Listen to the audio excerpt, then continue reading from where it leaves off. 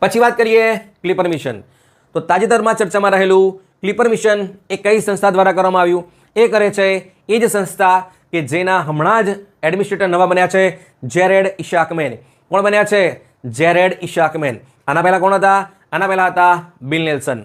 Okay, yes, NASA કરે છે. પણ કોના માટે કરે છે? નાસા કરે છે આપણા સૌરમંડળના સૌથી મોટા ગ્રહ એટલે કે જુપિટર એટલે કે ગુરુના આઈસી મૂન્સ માટે એટલે કે યુરોપા માટે. કોના માટે? યુરોપા. એટલે કે જે નાસાનું જે ક્લિપર મિશન છે એ ગુરુના આઈસી મૂન્સ પર જીવનની શોધ કરવા માટે નાસાએ લોન્ચ કર્યું છે. ઓકે, તો આ આપણા ભારત માટે ખૂબ જ ગર્વની વાત છે. તો કેમ ભારત માટે ગર્વની વાત છે?